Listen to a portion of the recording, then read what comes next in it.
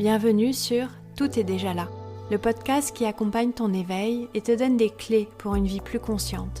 Je suis ton hôte, Anne-Gaëlle Guillot, guide de yoga depuis plus de 10 ans, mais aussi tisseuse et tarologue depuis bien plus longtemps.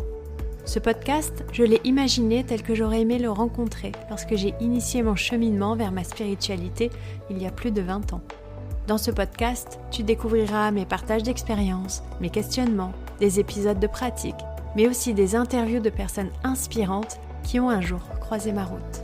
Mon intention est de te guider et de t'offrir des pistes de réflexion et d'action pour t'aider toi aussi à te reconnecter à ton pouvoir personnel, car tout est déjà en toi.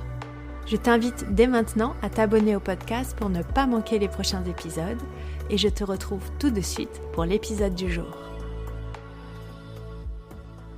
Donc bonjour et bienvenue dans ce nouvel épisode de Tout est déjà là.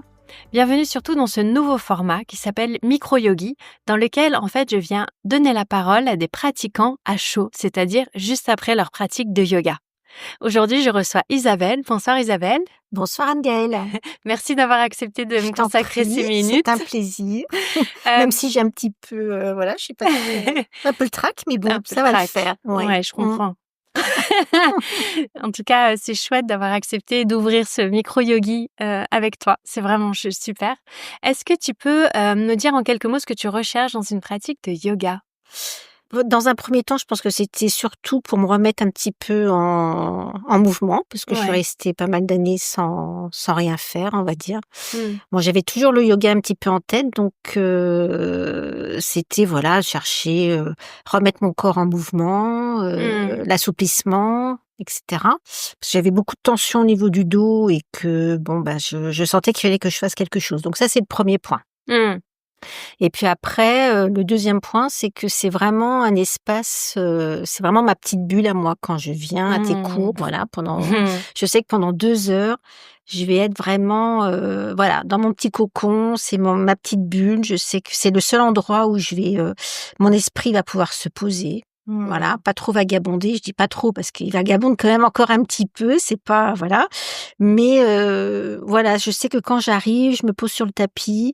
Ça va être mon moment à moi. Voilà, et ça je pense que c'est vraiment je dirais même presque même avant. Ça vient peut-être même avant l'assouplissement. Ouais. Voilà, c'est cet espace qui m'est dédié. Voilà, pour mon bien-être, je vais dire. Et là, tu viens comme tous les jeudis, tu as fait la session de Vinyasa pendant 1 heure et tu as suivi avec la session de Yin pendant 1 heure. Comment tu te sens là ? Sereine, calmée, parce qu'avant de venir, j'avoue que j'étais pas dans un bad mood, on va dire. Ah oui. En cette fin d'hiver, c'est pas vraiment encore la fin d'hiver, mais bon, voilà, c'est un moment un peu compliqué, le mois de janvier, le mois de février, c'est toujours un peu compliqué pour moi, enfin pour beaucoup, ça, j'imagine. Et donc, j'étais pas très bien, avec des pensées, qui tourbillonnait dans ma tête, mais je savais qu'en venant, ça allait me faire du bien. Donc même des fois où quand j'ai pas envie de venir, je me dis bon, vas-y, parce que au bout de 2 heures, tu vas te sentir bien. Et c'est le cas. Voilà. Et qu'est-ce qui fait du coup que tu veux pratiquer le Vinyasa et le Yin ? Par exemple, déjà, qu'est-ce qui te plaît beaucoup dans le Vinyasa, dans la session en elle-même ? Ce que j'aime dans le Vinyasa, c'est le mouvement. Parce que je pense que pour moi, c'est ce qui est le plus difficile par rapport au Yin Yoga, c'est d'être dans le mouvement. Ça me demande plus d'efforts, mais d'un autre côté, quand j'y arrive, je sens que je fais des progrès aussi depuis le temps, et ça me met de bonne humeur. Voilà, j'aime le mouvement. Il y a un peu de chorégraphie. Enfin, moi, je dis que c'est un peu de chorégraphie. Avec la séquence. Avec la séquence. Ça, j'aime beaucoup. Le souffle, j'ai encore un petit peu de mal à le placer, mais je me dis que ça viendra. Ouais. Puis je me rappelle, tu avais de l'appréhension un petit peu à faire le Vinyasa en début d'année. Oui. Et finalement, ça flot en fait. C'est bon, c'est fluide. Oui, parce qu'en plus, je pense que tu t'adaptes aussi à ton groupe. Donc pas du tout. Donc par rapport au slow flow. Oui, parce que tu suivais le slow flow l'année dernière. Je trouve non, je trouve qu'il n'y a pas forcément beaucoup de différence en fait, mais bon. Oui. Et oui, comme le groupe de Slow Flow et le groupe de Vinyasa sont réunis, Voilà. j'ai ralenti un peu le Vinyasa et j'ai poussé un petit peu le Slow Flow, ce qui vous a permis de vous rencontrer dans le groupe. J'imagine. Et par contre, ça me fait rebondir sur la danse du dragon, puisque j'ai fait ton stage la dernière, solstice d'hiver. Et pareil, j'appréhendais un petit peu, parce que je me disais que c'était pas pour moi. Bon, ça, c'est mes vieux schémas. Mais non, j'ai beaucoup apprécié. Ouais, c'est vraiment, on sent l'énergie qui monte et puis bon bah après on se sent vraiment très très bien. Ouais. Et donc à l'opposé dans le yin, qu'est-ce qui te plaît dans cette pratique de yin yoga? C'est un peu le côté méditatif, enfin la méditation finalement, mais qu'on peut retrouver aussi dans le vinyasa parce que si on est vraiment concentré, on peut pratiquer. Enfin, par rapport au début, maintenant, j'arrive avec tes consignes, avec ta voix, seulement ta voix, faire les mouvements. Je suis pas obligée de te regarder déjà. Génial. Bon. Et donc même en écoutant ta voix, finalement, tu es dans un processus de méditation. Ouais. Et que, voilà. Oui, on me dit souvent le vinyasa, c'est vraiment une méditation en mouvement. C'est-à-dire que le fait de caler la respiration sur le mouvement, ça amène un état, j'ai pas envie de dire de transe, mais en tout cas, où on peut relâcher certaines choses pour être vraiment dans le souffle. Et donc, laisser le mental un peu se déconnecter. Là où c'est vrai que dans le yin, c'est par l'immobilité, finalement, qu'on atteint cet état. Oui. Mais c'est vrai que dans les deux, finalement, il y a ce côté, effectivement, comme tu dis, méditation. Ouais. Bon, peut-être qui était plus évident pour moi au niveau du yin yoga, mais et puis je pense que le yin yoga m'a apporté énormément de bien d'un point de vue physique puisque j'avais énormément de tension que j'ai encore au niveau du haut du dos, mais beaucoup moins que quand j'ai commencé. Ça, je le sens. Ouais. Et je suis beaucoup plus relâchée et bon, ça, je sais que c'est le yin yoga. Ouais. Plus que le vinyasa. Super. Ouais. Oui. Et avant, tu faisais le slow flow le mercredi midi et le yin yoga le jeudi. Maintenant, t'enchaînes vinyasa et yin le jeudi soir. Est-ce que tu sens une différence dans les bénéfices et dans l'expérience que tu fais du yoga en enchaînant ces 2 heures? Alors c'est surtout plus, je pense que dans les bénéfices peut-être pas parce que bon finalement même de les séparer ça me faisait du bien, mais c'est plus peut-être de me dire voilà j'ai ces 2 heures là, donc c'est un temps qui est plus long, donc j'ai vraiment le temps de me poser et puis ça s'enchaîne très bien en fait. T'as le mouvement dans un premier temps et puis après tu as le côté plus pause et donc du coup ça se termine, on n'a plus qu'à aller se coucher quoi, c'est c'est la raison pour laquelle je trouvais ça chouette de refaire vinyasa et yin. Je l'avais fait dans des studios à Paris à l'époque quand j'enseignais à Paris et beaucoup d'élèves me disaient que c'était vraiment chouette d'enchaîner les deux parce qu'en fait en effet il y avait ce mouvement et cette décantation yin qui faisait que c'était très agréable et souvent ils me disaient que dans les 2 nuits qui suivaient ils dormaient mieux que dans les autres nuits et qu'il y avait cette demande du corps de revenir aussi pour pratiquer.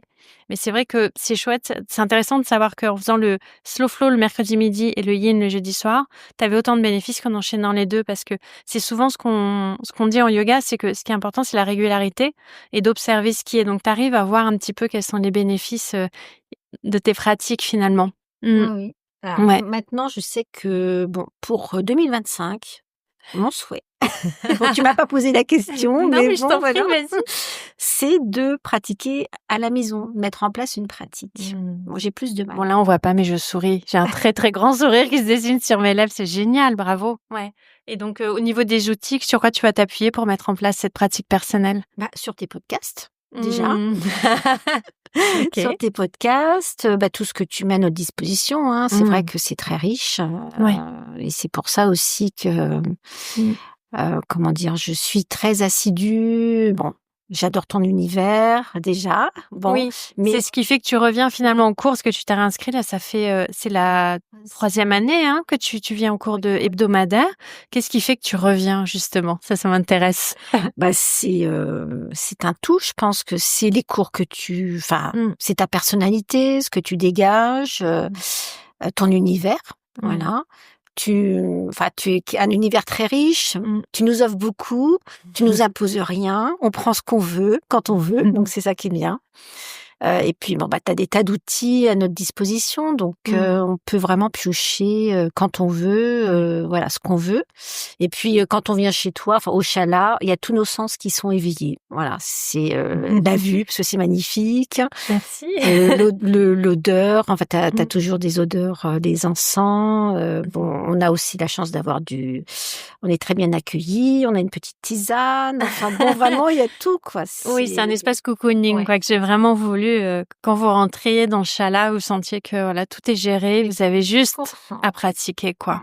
Il y a tout le matériel, il y a tout ce qu'il faut, donc ouais. Même aujourd'hui, je suis venue sans ma couverture, tu vois. C'est vrai. Oui. Ça y est, t'as adopté les couvertures du chalat. Je prends la couverture du chalat. T'as investi, donc je vais les utiliser. Elles sont très douces. Donc c'est très super. Bien. Merci.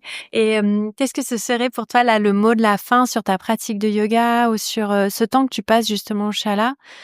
Qu'est-ce que tu aimerais dire aux personnes qui écoutent en ce moment sur tes expériences de pratique de yoga avec moi?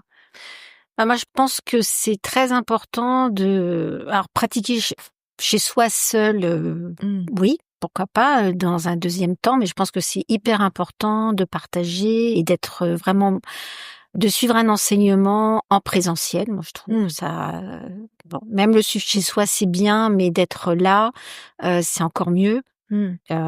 J'ai fait les deux, enfin j'ai fait quelques séances aussi chez moi et j'avoue que bon, il y a rien de mieux que le présentiel. Quand on peut, je trouve que c'est bien.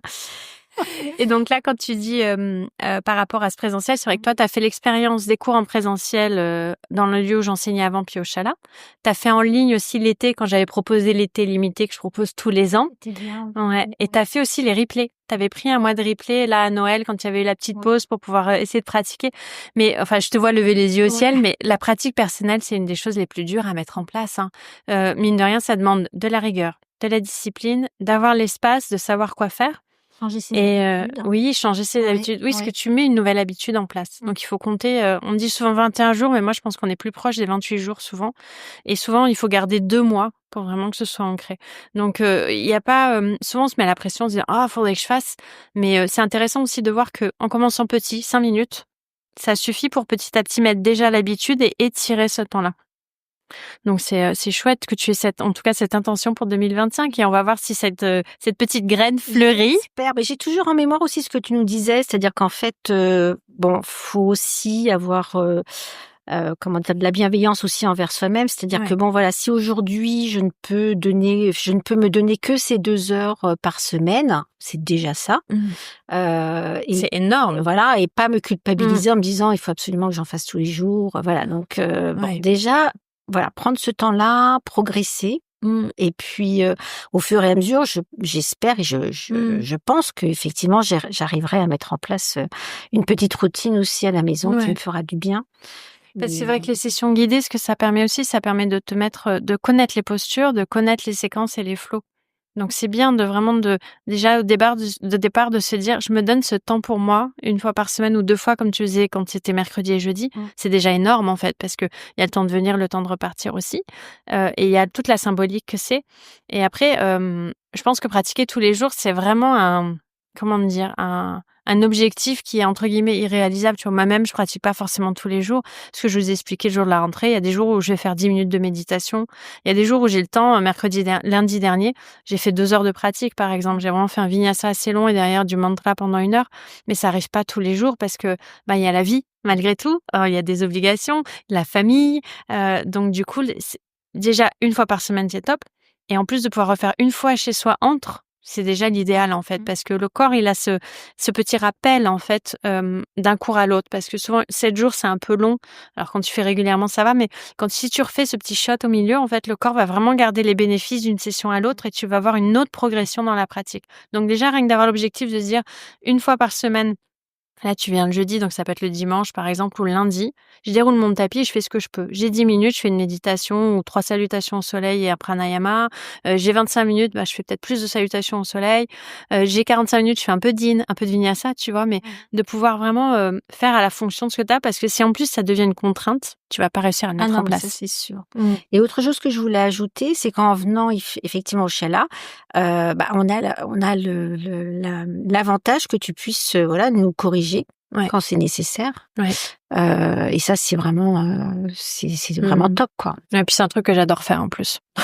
Ajuster et puis bon, c'est placer. toujours fait avec bienveillance. Enfin, il y a pas de, voilà, on est vraiment en confiance, donc il y a pas de. Puis même entre pratiquants et pratiquantes, bon, c'est vraiment très bienveillant et on se sent pas du tout jugé, observé ni rien. Donc voilà, on est vraiment. On a une super sangha cette année. Franchement, on est bien. Hein. On est vraiment bien. Tout le monde est, comme tu dis, bienveillant. Tout le monde a envie d'explorer. Tout le monde est ouvert à tout. Je suis hyper à l'aise ici maintenant de sortir les instruments, de chanter des mantras, de faire des pranayama, d'avoir les bols de cristal et tout. Voilà, ce soir, par exemple, le yin, on a clôturé avec le mantra. Ah oui, non, c'est vraiment génial. Ouais. Ça Super. apporte une autre dimension. Voilà, donc voilà, c'est que du bonheur. Bon, on va terminer là-dessus. Je crois que c'est super. C'est que du bonheur. Merci beaucoup pour ton temps, Isabelle. Je t'en prie, Anne-Gaëlle. Ça m'a fait plaisir de répondre à tes questions. Et puis, plein de belles pratiques. Voilà. Ouais. Bon, on peut que souhaiter 2025 des pratiques ici au Chalat et une pratique par semaine de temps en temps, quand tu peux. Voilà. Et voir si cette graine, comme je disais tout à l'heure, là, je parle de graine parce qu'on est au printemps. Et c'est souvent la symbolique de mettre la graine à la terre pour voir si l'été ou à l'automne, je vais y arriver, elle fleurit et elle sort. Et on verra. Et peut-être qu'elle prendra une autre forme. Qui sait? Tout est déjà là et tout est possible. Merci encore, Isabelle. Merci. Bonne soirée. Bonne soirée. Voilà, j'espère que ce moment de partage avec Isabelle t'a plu. En tout cas, ce que j'en retiens, c'est qu'à un moment, si on écoute ses besoins, si on écoute les bénéfices de ce que l'on fait, on peut toujours savoir ce qui est juste pour soi. Je te retrouve dans un mois pour un nouveau micro-yogi et n'hésite pas à me dire si ce format te plaît. N'hésite pas également à me laisser 5 étoiles, un petit pouce, un petit like ou un commentaire pour vraiment encourager ce podcast et lui donner plus de visibilité. Ça permet aussi de porter mon travail et de connaître davantage de yogis et de yoginis. Je te souhaite une très belle semaine et je te dis à la semaine prochaine.